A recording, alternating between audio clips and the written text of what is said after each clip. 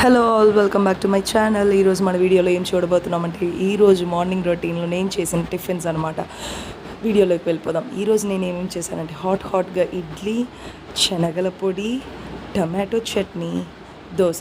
Tomato చట్నీకి ఏం లేదండి, 2 ఎర్రగడ్డలు, 2 టమాటాలు, కొంచెం చింతపండు, 2 ఎండుమిర్చి, సాల్ట్, పసుపు, కొంచెం ఫ్రై చేసి మిక్సీలో వేసి తీసేస్తే టమాటో చట్నీ రెడీ.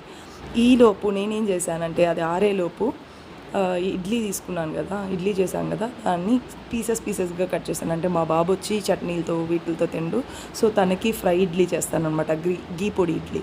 సో ఈ ఇడ్లీస్ అన్ని పీసెస్గా కట్ చేసుకొని ఇంకో బాండ్లో పెట్టేసి దాంట్లో కొంచెం నెయ్యి వేసేసి, నెయ్యిలో ఈ పీసెస్ అన్నీ ఫ్రై చేసి, మనం శనగల పొడి ఆల్రెడీ ప్రిపేర్ చేసి పెట్టుకుంటాం కదా, ప్రతి ఒక్కరికి తెలుసు. కొంచెం సాయిపప్పు, కొంచెం తెల్లగడ్డలు, కొంచెం కారం, ఉప్పు వేస్తే శనగల పొడి రెడీ.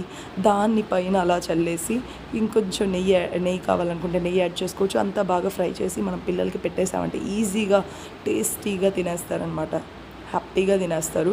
మా వాడు స్కూల్కి రెడీ అయిపోయాడు, సో టిఫిన్ వాడికి ఇచ్చేసి ఇంతకుముందు మనం ఫ్రై చేసి పెట్టుకున్నాం కదా, దాన్ని మిక్సీ వేసేసి గిన్నెలోకి తీసేసుకున్నాను. దీనికి మళ్ళీ మనం తిరగమాత వేసుకోవాలి కదా, దానికి నేను జీలకర్ర, ఆవాలు, ఎండుమిర్చి అండ్ కరివేపాకు అనమాట. కరివేపాకు మా ఇంటి దగ్గర చాలా దొరుకుతుంది, అంటే చెట్లు ఉందన్నమాట. సో మనం తిరగమాత వేసేసి చిటపట్లాడిన తర్వాత దాంట్లో వేసి కలిపేసుకున్నామంటే చట్నీ రెడీ. ఈలోపు నేను దోశ చేశాను. ఎవరి కోసం అంటే ఇంకా మరి మా శ్రీవారి కోసం. మా శ్రీవారు అసలు ఇడ్లీలే తినరు, సో మా శ్రీవారి కోసం dosa ready.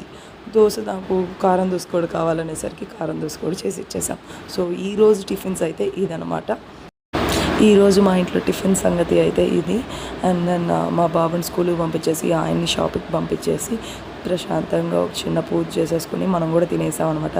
Thank you for watching. Like, share and subscribe. To follow our page, support our channel. Thank you.